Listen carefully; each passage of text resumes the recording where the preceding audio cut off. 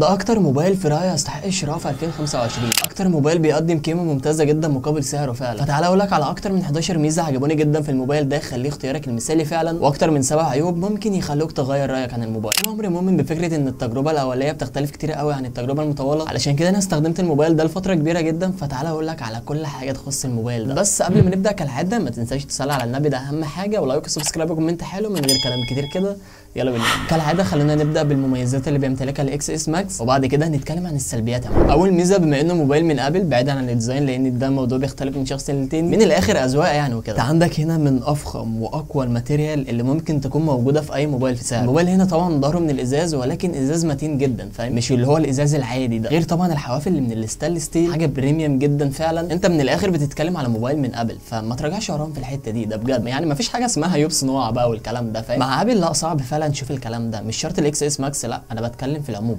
كل موبايلاتهم عموما. المهم تاني ميزه بتميز الموبايل ده وما تقلش اهميه تماما عن موضوع الماتيريال هي الديسبلاي او الشاشه بمعنى اخر. طبعا الشاشه هنا سوبر ريتينا اكس دي ار اوليد، شاشه بتدعم الاتش دي ار 10 بلس والدولبي فيجن، تقنيات في الاخر بتحسن تجربتك لمشاهده المحتوى. هنا الوان الشاشه هنا طبعا مش هتشوفها في اي موبايل تاني في سعره. شاشه الموبايل فعلا ممتازه يا جماعه، يعني ما تتقارنش تماما باي شاشه موبايل في الفئه السعريه دي. يمكن سامسونج بس اللي تكون اقرب حاجه للموضوع ده، بما انها طبعا بتصنع شاشات وده تخصص من تخصصاتها اصلا. غير انها دايما متفوقه طبعا في حته الديسبلاي دي مقارنه باي موبايل تاني في كل الفئات السعريه عموما. ولكن شاشه الاكس اس ماكس هنا فعلا في المرتبه الاولى بالنسبه لي، ثم يجي وراها موبايلات سامسونج على طول. فده موضوع اكيد هيفيدك لو انت بتedit صور ما مثلا او بتشاهد اي محتوى، فالتجربه هتكون بروفيشنال معاك. اخيرا انا بتكلم هنا على جانب الوان الشاشه او اداء بشكل عام، لكن في جوانب تانية كارثيه موجوده في الشاشه هنا اكيد، واكيد هتكلم فيها في جزء السلبيات اللي واجهتني مع الموبايل. فاتقل معايا لان فعلا انا معبي جدا من الموبايل ده. حاجه كمان بتميز الموبايل ده في جانب الشاشه هنا هو حجم الشاشه. حجم الشاشه هنا 6.5 انش، فانت لو من الفئات اللي بتحب الاحجام الكبيره وبتاع، فده اعتقد هيكون شيء مميز بالنسبه لك. ثالث حاجه بتميز الموبايل ده هو معيار الامان، ودي فعلا حاجه عجباني جدا. اللي هو من الاخر انا ماسك موبايل متامن عليه، يعني ما يموتش من مجرد شويه ميه مثلا جت عليه ولا حاجه. فانا دافع مبلغ يا معلم، مش منطقي ده يحصل بمجرد شويه ميه جت عليه مثلا ولا حاجه. فابل مشكوره طبعا انها ضافت معيار امان بالشكل ده. الموبايل هنا بيدعم معيار امان لمقاومه الميه والغبار بريت اي بي 68. جماعه الموبايل ده فعليا بيقدر ينزل لحد 4 متر تحت الميه لمده نص ساعه، وعادي مش هيقول لك لا في حاجه. واعتقد مش هتلاقي اي موبايل تاني موجود في الفئه السعريه دي من الموبايلات الاندرويد مثلا بيقدم معيار بالقوه دي. يعني اغلبهم بيبقوا ضد طرطشه الميه والاتربه الخفيفه والكلام ده، فاهم؟ وعايز اقول لك ان نفس المعيار ده موجود في سلسله ال14 وال15، فده طبعا شيء مميز بالنسبه لي كمستخدم اكس اس ماكس. رابع ميزه بتميز الموبايل ده برده هو البروسيسور او المعالج A12 بايونيك. انت من الاخر معاك ماكينه، مش مجرد معالج عادي. معالج قوي جدا يا جماعه فعلا، بالرغم من اننا في 2025 والموبايل تم الاعلان الرسمي عنه في 2018 تقريبا، فانت حاليا بتتكلم في 7 سنين. وبالرغم من ده اداؤه مستقر جدا ومش هيضايقك تماما في الاستخدام. يعني اغلب المعالجات المستخدمه في الموبايلات اللي موجوده في الفئه السعريه دي ال A12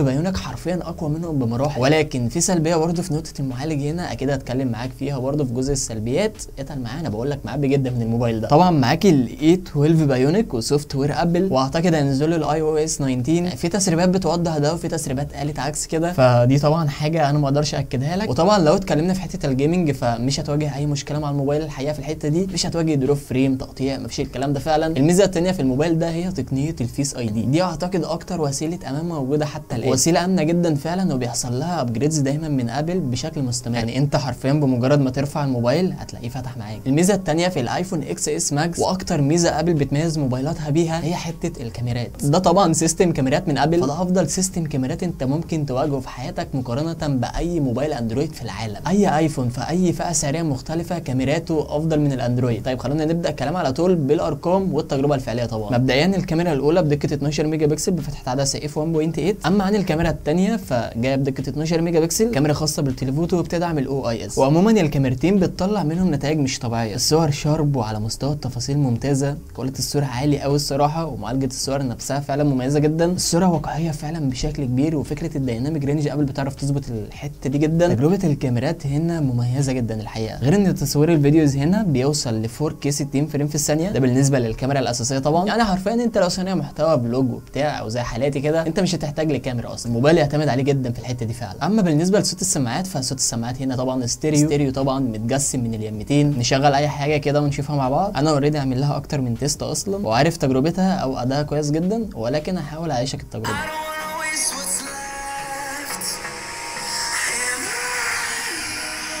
We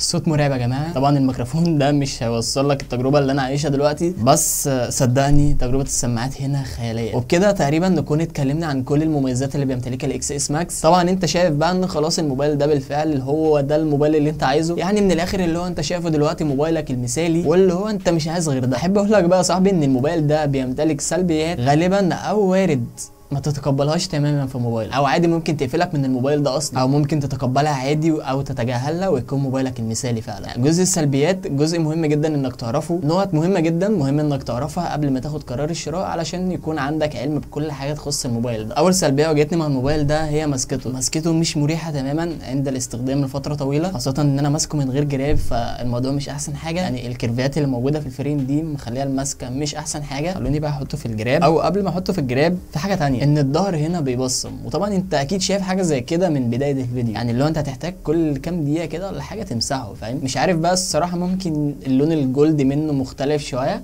في حته التبصيم دي. انا عندي اللون الاسود هنا مقرف جدا وبيلم بصمات من اقل شيء حرفيا، فانصحك طبعا لو انت هتجيب الموبايل ده فما تجيبش اللون الاسود منه، مش احسن حاجه تمام. السلبيه الثانيه المتعلقه بالسلبيه اللي قبلها الى حد ما، نقطه تخص او داخل اطار ماتيريال الجهاز. بما ان الجهاز هنا من الزجاج، فنتيجه ده طبعا ان الموبايل ده هيكون معرض للكسر بشكل اكبر، فخلي بالك يا معلم من الموضوع ده، وانصحك انك تركب له جراب اول لما تشتري الموبايل. حتى برده لو انت جبت منه اللون الجولد فانصحك برده ما تمشيش من غير جراب. مازال طبعا الموبايل بما انه من 2018 وكده فبيجي من نوع لايتنج مش يو اس بي. الموضوع اوريدي كمل معانا لسنوات طويله، فده ما يعتبرش عيب كارثه ولا حاجه. المعالج، قلت في نهايه كلامي عن المعالج قلت لك في سلبيه او عيب واجهتني في الحته دي هنا، فللاسف المعالج هنا مش احسن معالج في توفير الطاقه. في معالجات حديثه حاليا بتوفر اكتر في استهلاك البطاريه. السلبيه الثانيه وهي ان الموبايل بيسخن، مش بس كده هو بيوصل لمستوى اوفر هيتنج من السخونيه في حاله انك ضغطت على الموبايل من حيث الاستخدام، خصوصا ان احنا داخلين على فصل الصيف، فاللي معاه ايفون بشكل عام بيعاني. المهم النقطه اللي بعدها، الموبايل ده غير داعم لكارت ميموري، يعني ما تقدرش تركب له كارت ميموري عادي. ممكن تشوف ان ده عيب كارثي بما ان الموبايل هنا بيبدا ب 64 جيجا بايت. تاني حاجه برده ما عجبتنيش خالص في الموبايل ده هو معدل التحديث اللي بيدعمه الشاشه هنا. معدل التحديث هنا 60 هرتز، طبعا في تاثير واضح جدا في الاستخدام، مش بنفس السلاسه اللي ممكن تشوفها من موبايل بيدعم ال 120 هرتز طبعا من ابل. طبعا مع المعالج والسوفت وير طبعا انت مش هتعاني بالشكل الكبير. الموضوع ده هيفرق معاك جدا لو انت جاي من شاشه 120 هرتز ومسكت الموبايل ده فعلا واتعاملت معاه، هنا هتحس بتاثير واضح جدا وصعب تتعامل معاه. لكن لو انت جاي من موبايل 60 هرتز واتجهت للموبايل ده مثلا مش هيواجهك اي مشكله في الحته. تاني سلبيه هي البطاريه هنا 3100 ملي امبير. مبدئيا هي بطاريه محترمه كموبايل من ابل، ولكن بشكل عام اكيد مش الافضل. الموبايل بيدعم سرعه شحن 18 واط ودعم للشحن اللاسلكي. بطاريه الموبايل اللي موجود معايا ده 81%، طبعا هي كنسبه بطاريه مش احسن حاجه على سعه البطاريه القليله نسبيا مقارنه بالموبايلات اللي موجوده في الفئه السعريه دي، على معالج مش احسن حاجه في توفير الطاقه. فبناء طبعا على كل ده فمش هتاخد تجربه خياليه، يعني هتاخد تجربه تحت المتوسط، واكيد ده طبعا موضوع هيختلف من شخص للتاني او على حسب مدى كثافه استخدامه. تاني سلبيه ان الموبايل ده غير داعم لكاميرا الالترا وايد. هي اداء مش بيبقى احسن حاجه خاصه في الفئه السعريه دي، يعني في موبايلات في الفئه السعريه دي بتقدم الترا وايد وكل حاجه، ولكن اداءها مش احسن حاجه فمش بتبقى عمليه او بتبقى غير مستخدمه. سلبيه اخرى متعلقه بالسلبيه دي هي ان الموبايل غير داعم للنايت مود. النايت مود ده للتوضيح بس هو وضع بيساعد انه يطلع لك نتيجه كويسه في الاضاءه المنخفضه.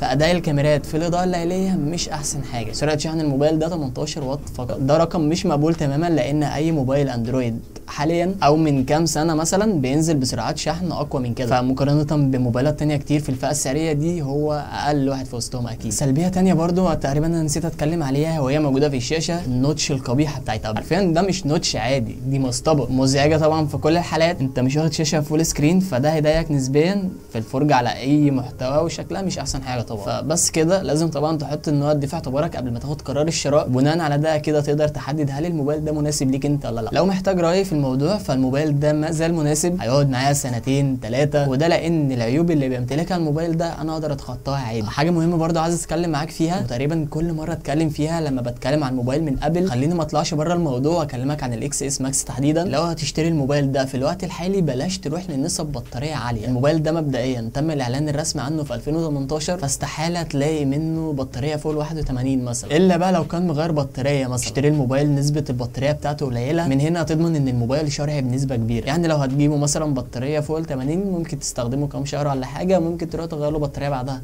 عادي جدا، ده افضل بكتير جدا من انك تتخدع في موبايل غير شرعي او تجميع للتوضيح. فبس كده، ده كان تنويه مهم جدا لازم اوضحه لك علشان لو هتنزل بالفعل تشتري الموبايل ده دلوقتي. بس كده، لو احتجت طبعا اي حاجه فاكتب لي تحت في الكومنتات، برد على كل الكومنتات اكيد. لو لسه ما عملتش لايك سبسكرايب كومنت حلو، يعني اتمنى انك تنزل تعمل كل الكلام ده دلوقتي. بس كده يا معلم، اشوفك الحلقه الجايه، سلام.